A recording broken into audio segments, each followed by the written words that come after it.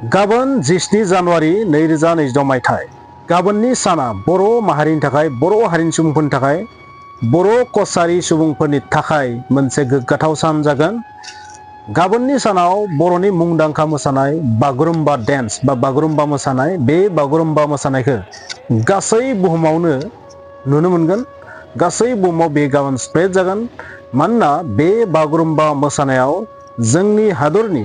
जोंनि भारतनि मुंदांखा बयजोंबो सिनायजानाय प्राइम मिनिस्टार गाहाय मन्त्रि बिथां नरेन्द्र मदि बिथाङा बेवहाय फैगोन आरो बिथाङा गाबोनो जेब्ला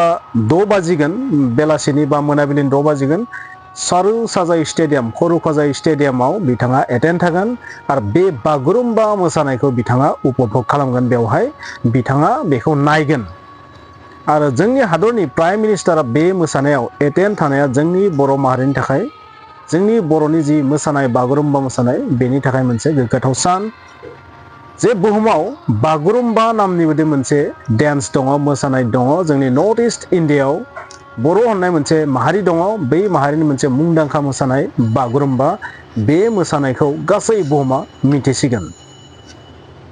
बिदिब्ला बे जोंनि थाखाय जोबोर गोग्गाथाव सान। नाथाय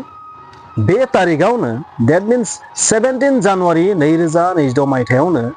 जोंनि बिटिसि सरकारा मोनसे बाथ्रा फोसावनानै दोनखादोंमोन सिगांनो। बबेखानि बिथांमोना बेखौ पस्टपन खालामनानै बे तारिखखौ बे खालारखौ सोलायबाय। एलपिनि जि टेट क्वालिफाइड टिचारफोर बिसोरनि फिजिकेल डकुमेन्ट भेरिफिकेसना 17 जानुवारि 2026 माने 17 जानुवारियाव जानो गोनांमोन। नाथाय बेखौ दा फावसायनानै 21, 22, 24 बे तारिखआव लांबाय। 21, 22 निश्चय 23खौ नुवाखै आङो बेवहाय निश्चय 24 जानांगौ आरो आउट अफ बिटिसिनि सुबुंफोरनि थाखाय 25 जानुवारि बे तारिखआव फिजिकेलि डकुमेन्ट भेरिफिकेसन जागोन। बेवहाय नोंथांमोन आङो मोनसे बुंनांगौ दङ बिनिखाय बे भिडिअखौ लाबोदों। डकुमेन्ट भेरिफिकेसनाथ' आं मिथिनायाव जाखांबायमोन नामाथाय एसे बावलायलांबाय। माने आं ओरैबायदि बुंनो नागिरदों नोंथांमोननो थांनाय सरकारा जिखिनि मावनानै गालांबाय बेखिनिखौ दा थानाय सरकारा माने फोथायाखै आरो बिसोरो गावसोर माने बेखौ भेरिफाइ खालामगोन आरो माने डकुमेन्टखौ चेक खालामगोन आरो ओरैबायदि मोनसे थासारि क्रिएट जादों। जोंनिया बर'फोरनिया गाव गावनि गेजेराव बांद्राय फोथायलायनाय गैया आरो बिसोर जा मावलांबाय बेयो फेकमोन बा बेयो बारा मोजां जायाखै बेसोर 2 नम्बर जादों बेबायदि टाइप आरो बेहाय जेबो बुंनांगौ गैया। मानो होनोबा डकुमेन्ट भेरिफिकेसन खालामनाया इम्पर्टेन्ट। थांनाय सरकारा निश्चय आद्रा खालामनानै गालांदों बेनिखायनो बे सरकारा बेखौ मोजाङै खालामफिनगोन बेबायदि आरोना। थाइसेबो रां लायालासिनो साकरिखौ मोनगोन टेट क्वालिफाइड जागोन बेबायदि आरो थाइसेबो रां लायालासिनो बे जागोन। जोंनि सोलोंथाइ बिफाननि EM रबिराम नार्जारि बिथाङा बुंनाय बादिब्ला बेवहाय जेबो रांखावरिनि घटालानि बाथ्रा गैया बेबायदि बिथाङा बुंदों। नोंथांमोना थारैनो मिडियायाव नुबाय बिथाङा मा बुंदों। दा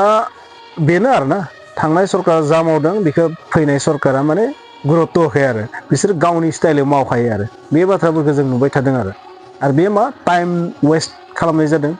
टाइमखौ नस्थ' खालामनाय जादों। मासे सुबुंफोरखौ माने एसे मेन्टेलि हेरेसमेन्ट होनायबो जादों आरोबाव माने फिन चेक बेबायदि आरो बबेखानि बेबायदि चेक जानाया दरकार। थांनाय सरकारा भेरिफाइ खालामदों खालामा बेजों जेबो मतलब गैया। दा थानाय सरकारा बेखौ खालामखानांगोन आं बेखौनो बुंनांसिगोन। खालामनायनि उनाव जायफोरा जग्य सुबुं जायफोरा मोनथावना सुबुं बिसोर मोननांगौ बास बेनो। बेवहाय जुदि रांखान्थियारि माखासे जुदि घटाला जायोबा बेवहाय जुदि घुस लानाय बेबायदि जुदि जायोबा बेसो जोंनि थाखाय जोबोर खहा गोनां जागोन। खारन जोंनि फरायसालिफोरा प्राय थैनायनि लामायाव जोंनि सरकारि फरायसालिफोराव स्टुडेन्टनि अनजिमाया 0निफ्राय 0 जालांगासिनो थादों बे बाथ्राया रोखा। फोरोंगिरिफोर जुदि थाब-थाबनो एलपि स्कुलाव जुदि होयोबा थारैनो स्टुडेन्टनि अनजिमाया एसे बांनायनि चान्स दङ। मोजां रोखोमै जुदि फोरोंबा गोबां थाखा फैसा अभाब सुबुंफोरा निश्चय बेहाय फरायगोन। आथिखालाव बयबो प्राइभेटनि फारसे मोखां जालांनो हमबाय फरायनायफोरा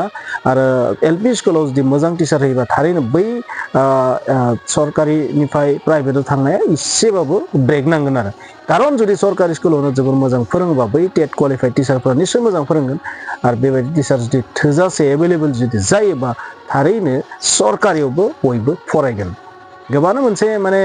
ओरैबायदि कनफिडेन्सआव दङ आजिखालि रावबो सरकारियाव फरायला नाथाय बे बाथ्राया सैथो नङा जुदि थोजासे नांगौ बादि जुदि बैहाय क्लास जायोबा मोजां फोरोङोबा रावबो मानसिया प्राइभेटआव हरनाय नङा सरकारियावनो होगोन बेनिखायनो जोंनिया जेंनाया जाहैबाय गोबां बोसोरनिफ्राय बे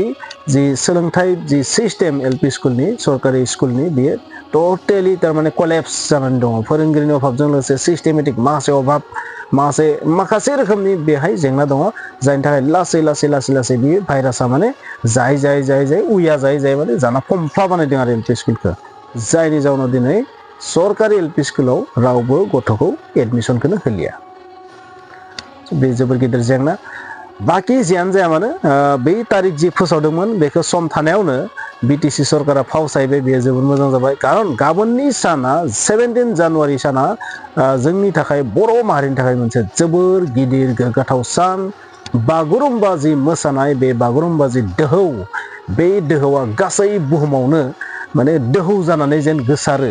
बेनिखायनो जोङो बेखौ पस्टपन खालामखानांगोन मानोना बै मोसानो थांनाय गोबां सुबुङानो बेहाय टेट क्वालिफाइडबो जानो हागौ बिथां रबिराम सारा बुंनाय बादिब्ला टेट क्वालिफाइड गोबां बेहाय मोसानो थांदों बा बैहाय बाहागो लानो थांदों सेंग्रायानो जा सिख्लायानो जा बेनिखायनो बेखौ एसे फावसायनाया मोजां मोनसे स्टेप होननानै आं बुंगोन स' नोंथांमोना नुदों बागुरुम्बा दोहौ बे मुंखौ मानो होखो बागुरुम्बा मोसानाय होननानै मानो होआखिसै बबेखानि फिसाय बागुरुम्बा डेन्स बा बागुरुम्बा मोसानाय होनना लिरनाय दङ नाथाय बेवहाय बागुरुम्बा दोहौ बेबायदि मोनसे मुं होदों बागुरुम्बा दोहौ बागुरुम्बा जि मोसानाय बे जाहैबाय मा बे मोसानायनि डिजाइना जाहैबाय मा सिखिरि बादि मोसानाय ना सिखिरिया जेरै गांसिबना मोसायो बे एक्जाक्ट बेनो आरोना नाथाय बेखौ दोहौ नाम होदों आं बे दोहौ नाम होनायनि गुबै जाहोनखौथ' आं मिथिया दासिम नाथाय आं ओरै सानदों जे बागुरुम्बा जि मोसानाय बे बागुरुम्बा मोसानायाव नोंथांमोना जुदि बहुत बुरजा मोसानायखौ नायोबा बेहाय एसे माने गुथाल बादियानो नुयो आरोना गुथाल बादियानो नुयो दोहौ बादियानो नुयो आरो ओरैबो जानो हागौ बे दोहौ जानानै गासै बुहुमाव जेन जेरै लैथोनि दैया बा दैमानि दैया बा फुख्रिनि दैयाव अन्थाइ थरसे गारनारबा जाबायदि गुथाल जानानै दोहौ जानानै गोसारलाङोना बर'नि बे मोसानायाबो गुथाल जानानै दोहौ जानानै जेन गासै बुहुमाव गोसारो जानो हागौ बेनि थाखायनो बे नामखौ दोनदोंबो जानो हागौ गासै भारतजों लोगोसे गासै बुहुमाव जेन बेखौ बयबो मिथिनो हायो स' जायफोरा खाफाल गोनां बिथांमोना गाबोन सारु साजाय स्टेडियामाव थांनानै बे मोसानायखौ नुनो हागोन नायनो हागोन निस्सय नायनो हागोन नोंथाङा प्रमान पत्र लानानै थां आधार कार्ड भटार आइडि बेबायदि डकुमेन्टसखौथ' नांखागोन बेहाय हाबनो थाखाय खारन प्राइम मिनिस्टार फैगोन बेवहाय स' बेवहाय प्राइम मिनिस्टारनि सेफटिया सबसे गेदेर इम्पर्टेन्ट बिनि बादैबो गोबां गेदेमा सुबुं बेहाय फैगोन गोबां बिफाननि गोबां गेदेर गेदेर मन्त्रि बेहाय फैगोन गेदेमा सुबुं फैगोन गोबां आरो प्राइम मिनिस्टार सबसे माने गेदेर आलासिनि मादाव सासे बिथाङा बेवहाय फैगोन स' प्राइम मिनिस्टारा जेराव थाङो बै जायगानि सिकिउरिटि सेफटिया बहुत टाफ जायो